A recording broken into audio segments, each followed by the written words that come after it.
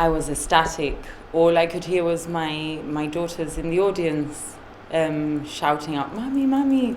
So it was a whirlwind of different feelings and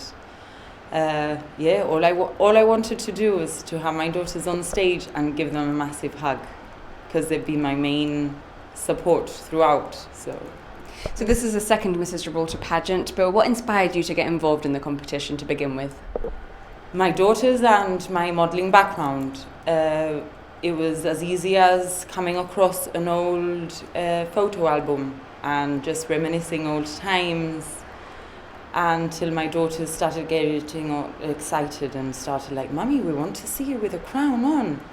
So I went on to tell them, "Darling, I have to enter a pageant for that, and why don't you enter?"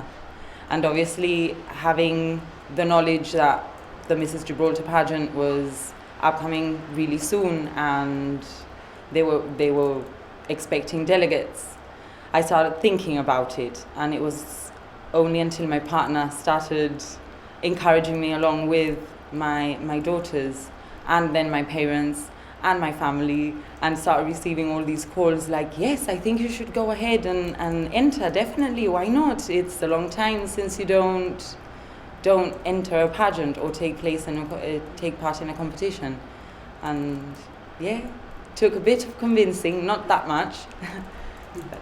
So the pageant's ethos is women with a purpose, and a domestic violence awareness campaign has very much been at the heart of the pageant. So tell me, how have you and the other participants been involved in that? I think it went down pretty well.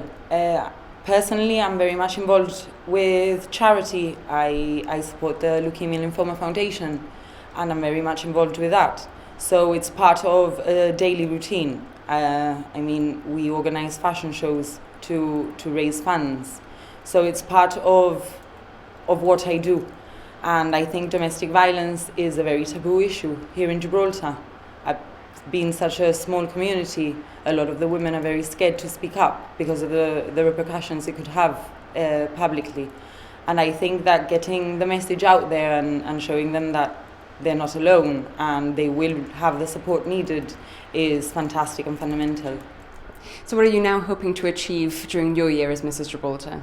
Definitely continue the raising awareness. I plan to do as much charity work as possible, continue with the leukemia lymphoma, obviously. We've got an upcoming fashion show, hopefully in November, which I hope I can take part in and sort of have some input in it.